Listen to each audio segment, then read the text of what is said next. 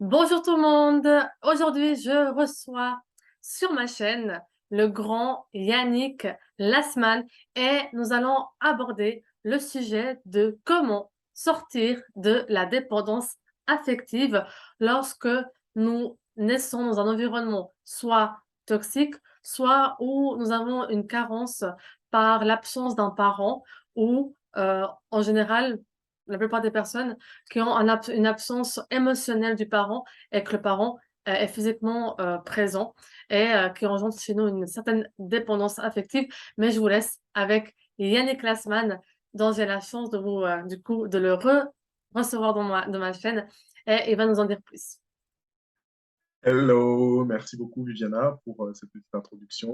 Ouais, c'est vrai, le sujet de la dépendance affective, c'est quelque chose qui est très très important et le fait de s'en sortir, le fait de pouvoir dépasser en fait une situation qui est difficile pour nous, le fait de sortir d'un traumatisme, d'une difficulté, de choc émotionnel, d'un mal-être, on appelle ça de la résilience. Donc à partir du moment où on est dans une situation difficile, qu'on s'en sort et qu'on va de l'avant, c'est de la résilience. Et donc, je me présente, Yannick Lassman, coach, expert en résilience, tout simplement. Et je vous aide justement à guérir de vos blessures émotionnelles pour créer la vie qui vous inspire en devenant résilient. Et la raison pour laquelle elle voulait justement, et que je pense que nous voulions parler de dépendance affective, très simple. C'est quelque chose qui nous bouffe. C'est quelque chose qui est mauvais. Et c'est pas aussi simple que ça, en fait. Moi, dans mon vécu, la raison pour laquelle je suis tombé dans la dépendance affective, c'est parce que j'ai jamais connu ma mère. Donc, j'ai jamais compris comment fonctionnaient les interactions hommes-femmes. Donc, pendant toute ma vie, j'ai eu une carence. Enfin, pendant une grosse partie de ma vie, j'ai eu une carence parce que je savais pas comment interagir avec les femmes. Je savais pas comment me lier avec d'autres personnes. J'ai grandi avec mon père jusqu'à mes 10 ans, mais mon père est décédé à mes 10 ans. Ce qui fait que j'ai eu aussi une grosse blessure d'abandon. Et j'ai grandi en fait dans un environnement toxique avec un tuteur qui était un membre de ma famille, mais qui était une personne qui était assez toxique, qui n'était pas très encadrante. J'ai appris à être justement indépendant très très vite, indépendant moi-même, mais malheureusement, voilà, je n'avais pas l'appui et le soutien dont j'avais besoin, donc j'ai dû me débrouiller tout seul en étant dans un environnement qui n'était pas sain, qui n'était pas bienveillant.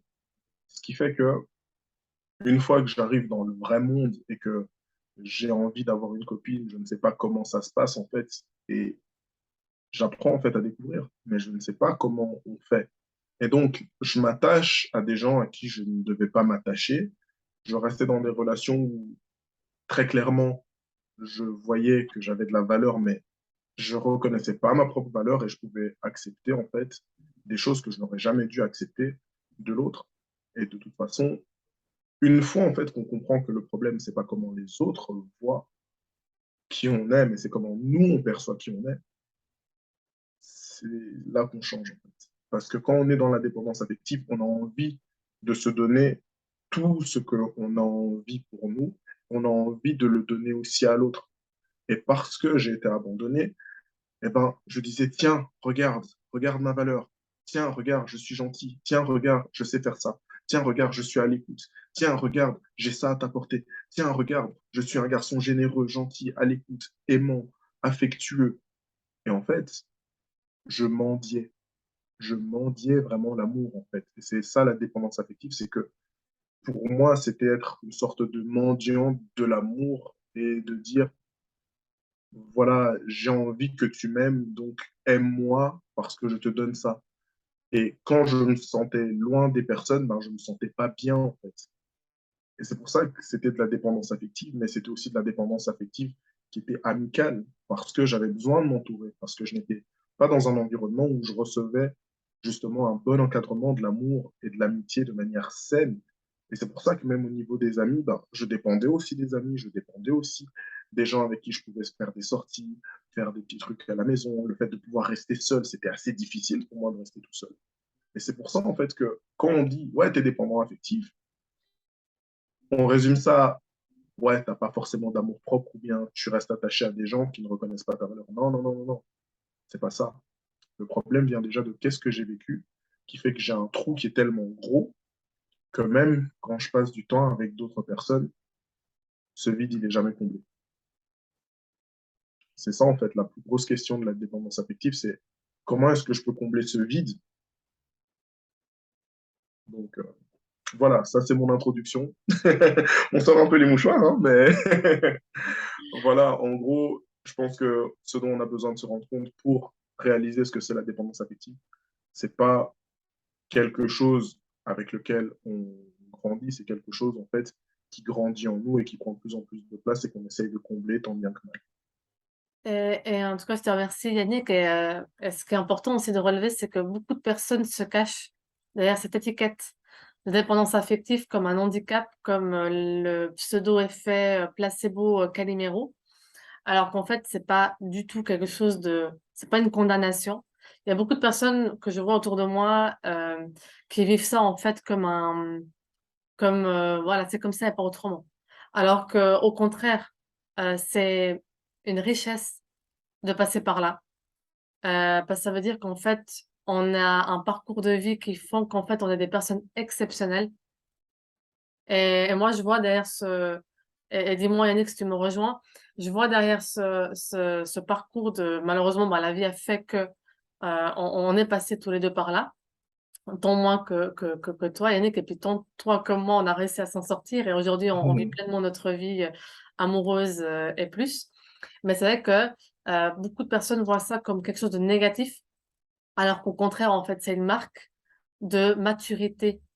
Alors certes, elle est cachée par une espèce d'immaturité émotionnelle, mais en fait, au final, on a dans d'autres aspects de nos émotions une maturité que d'autres personnes n'ont pas, parce qu'elles sont pas passées par là, par un vécu comme nous on a eu. Donc en fait, Mhm. oui, si on regarde bien, parce que, et aussi ce côté un petit peu quand on est dans la dépense affective, on se dit, mais en fait, pourquoi les autres ils peuvent vivre une belle histoire et pas moi? Mais en fait, au final, si on regarde vraiment les couples parfaits, comme on a l'impression quand on est dans cette phase-là Mhm. d'observer, eh ben, si on regarde bien, on gratte un petit peu, ils sont pas vraiment heureux. Ils sont ensemble, Ouais. ils sont ensemble. Et quand on a la chance, parce que du coup, on va transformer ça en positif, quand on a la chance de passer par notre vécu comme on a eu, les carences qu'on a dû les compléter par notre propre pouvoir et notre propre essence, et les expériences que ben, on a dû rencontrer pour prendre conscience des choses, et ben c'est tellement riche et puissant ce que du coup on peut, parce que du coup on sait ce qu'on veut, on sait ce qu'on vaut et on sait où on va.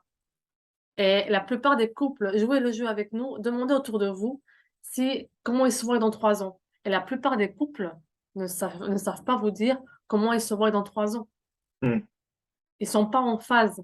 Alors que quand on a vécu des expériences difficiles, par rapport à la culture aussi, si on part dans la culture, bah, dans le continent d'Afrique, que ce soit maghrébien, au Mhm. Congo ou Angola, enfin des pays qui ont été en guerre, des pays qui ont été en conflit, ou même dans les pays latinos, Amérique du Sud, on a tous une déficience, on va dire, émotionnelle due à la culture déjà, parce que nos parents n'ont pas su donner de l'amour parce qu'ils n'ont pas reçu. Donc voilà. Et dans certains pays, il y a eu des climats de guerre, etc. Et quand on prend conscience qu'en fait, on veut pas ça et on sait ce qu'on veut, et qu'on arrive à réparer notre côté de dépendance affective, qu'on le transforme en une qualité, et ben c'est tellement plus puissant en fait. Et justement, ben, dis-moi Yannick, comment tu as fait pour t'en sortir de la dépendance affective? Quelles sont les choses que tu as mis en place? Et comme ça, ben, on peut en fait avoir aussi une idée plus claire de par quoi t'es passé, quoi. Mhm. Ben oui, en fait, une des choses qui a été la plus révélatrice pour moi pour pouvoir sortir de la dépendance affective, c'est de me retrouver tout seul, vraiment tout seul. Ça veut dire quoi? Ça veut dire que à partir d'un certain moment, j'avais plus que le choix de me retrouver de moi face à moi et de me poser la question, pourquoi est-ce que, pourquoi est-ce que je suis dans cet état-là et pourquoi est-ce que ça ne fonctionne pas bien? Et franchement, à partir du moment où on arrive à se retrouver tout seul, eh ben, on arrive justement à profiter de soi. J'ai réussi à profiter de moi, j'ai réussi à profiter de ma présence, j'ai réussi à profiter aussi de ce que j'avais de bien à apporter et apprendre à me découvrir aussi. Parce que plus je passais de temps avec moi, plus je voyais en fait que j'avais des choses à apprendre, que j'avais des choses à découvrir, que j'avais des choses à apporter, que j'avais une identité. Et j'arrivais aussi à faire la différence entre le comportement que j'ai et le comportement des autres. Et ça, c'était une des premières étapes parce que j'ai quand même pris du temps à me demander, mais tiens, qu'est-ce qui fait que... Tu vois, et la deuxième étape, c'est aussi d'être curieux. c'est de se dire, OK, qu'est-ce qui fait qu'une personne peut s'intéresser le plus à nous? Qu'est-ce qui fait qu'on peut intéresser quelqu'un? Qu'est-ce qui fait qu'on peut créer un lien plus fort? Et en fait, cette curiosité aussi, c'est quelque chose qui m'a vraiment beaucoup aidé parce que ça m'a permis de chercher des réponses et de commencer justement à faire mon développement personnel au niveau amoureux, à me dire, mais tiens, par exemple, est-ce que j'avais peur d'aborder aussi? Et donc, même le fait de faire le premier pas, le fait de se dire, OK, être à l'aise avec soi-même, être à l'aise avec son côté masculin en mode séduction, etc. Ça, c'était quelque chose aussi qui me faisait rester bloqué dans la dépendance affective, devenir le meilleur pote, au lieu d'être l'homme. Donc, c'est pour ça que la curiosité et se remettre en question, c'était aussi une étape importante. Et comme tu le dis, les épreuves, ce qui fait que peu importe à quel point une relation finisse, qu'elle finit bien ou mal, une de mes relations s'est terminée très très mal parce que justement, la personne avec qui j'étais à cette époque-là ne voulait pas me présenter à ses parents. Donc, j'ai eu aussi une sorte de complexe d'infériorité pendant un moment. Et après, je me suis posé, je me suis dit, mais en fait, je vaux mieux que ça. Parce que mon vécu, les épreuves ont fait que. Et donc, réaliser en fait qu'on veut plus, qu'on vaut plus, et que ça l'est peut-être pas aujourd'hui, mais que ça le sera demain plus qu'aujourd'hui, que ça le sera dans un mois plus que demain, que ça le sera dans 6 mois plus qu'il y a un mois, et ça le sera dans un an plus qu'il y a 6 mois.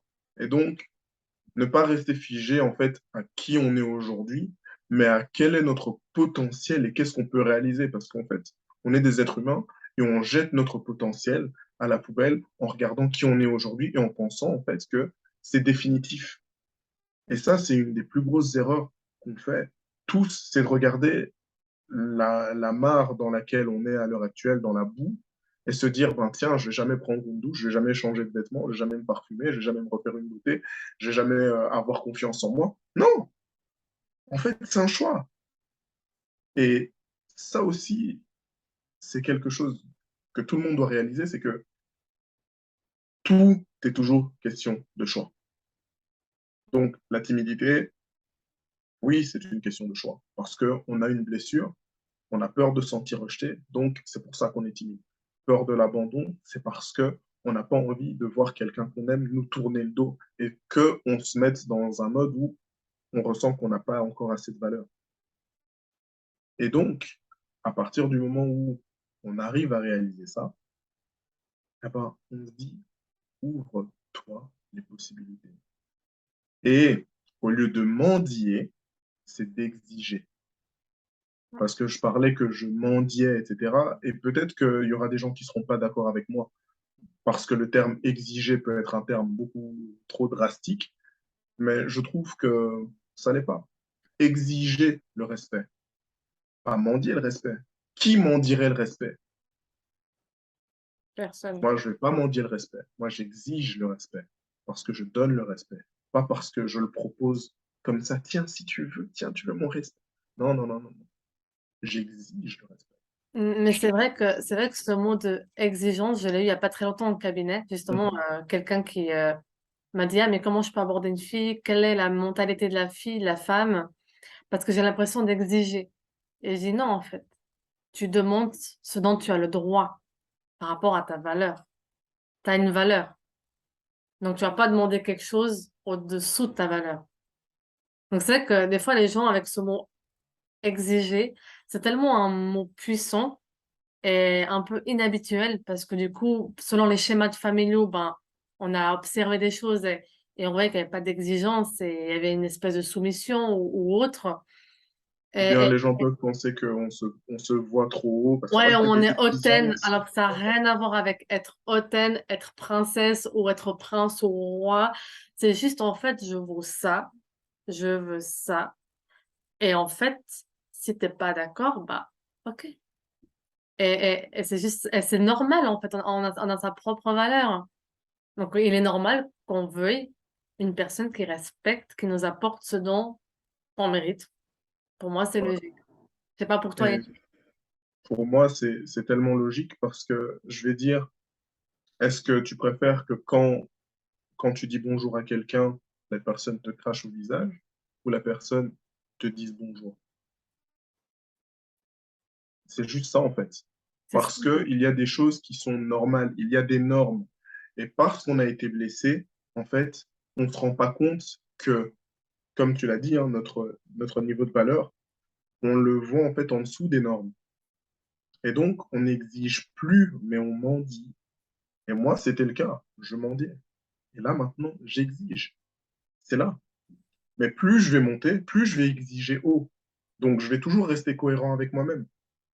Et c'est pas pour diminuer les autres personnes, mais c'est parce que j'ai réalisé qui j'étais et j'ai réalisé ce que je pouvais apporter. Et je pense que si tout le monde commence à réaliser ce qu'il peut apporter, plus se donner le temps et Mhm. surtout donner de l'espoir, il n'y a rien qu'on puisse pas accomplir en fait. Et surtout, prendre la décision de se dire aujourd'hui, qu'est-ce que je veux? Et parce qu'on a peur de demander ce qu'on veut, parce qu'on a peur, parce qu'on n'a jamais connu ça, on a peur de se le demander et de se l'octroyer. Mais le premier droit qu'on a, c'est de demander le droit Mm. d'avoir quelque chose.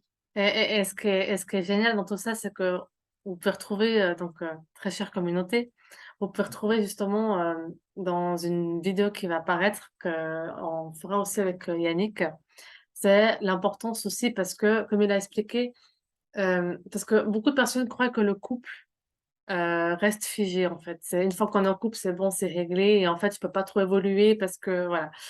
Et en fait, ce qui est important aussi, c'est de savoir que le couple il bouge. Si vous êtes avec la bonne personne, automatiquement, quand vous évoluez, la personne, elle va faire le nécessaire de vous accompagner dans votre parcours. Et aussi la personne, en fait, elle évolue, elle. Et du coup, c'est vraiment une symbiose et c'est un travail à deux.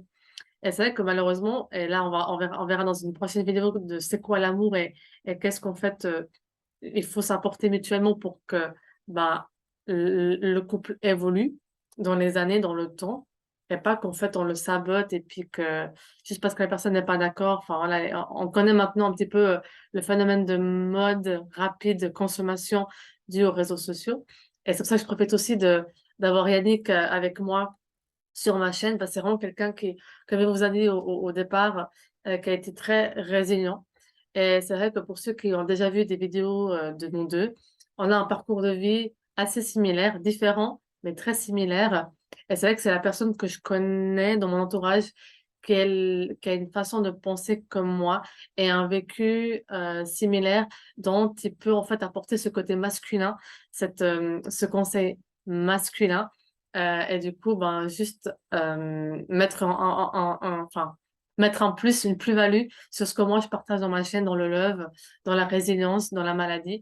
Et, pour moi, c'était très important aussi que Yannick soit là pour aussi montrer ben, comme quoi ben, il est venu de très loin. Et aujourd'hui, on peut le dire, on va un peu spoiler les prochaines vidéos. C'est un Mhm. papa formidable de trois magnifiques enfants et avec une épouse juste fabuleuse.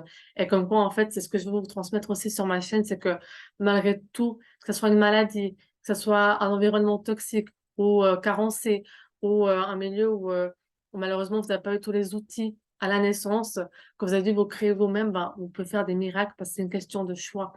Et c'est vraiment ça que je prône aussi sur ma chaîne, c'est que être heureux, c'est un choix. Le bonheur est un choix. Vous réparer, c'est un choix. Réaliser vos rêves, c'est un choix.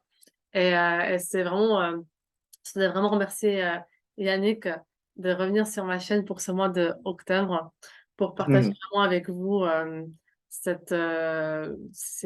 trois euh, Ce vidéos côté émotionnel masculin voilà, qui me aussi. tenait à cœur de venir sur un aspect plus psychologie masculine et tout en palliant justement à ce que moi je peux vous apporter du côté ben, féminin.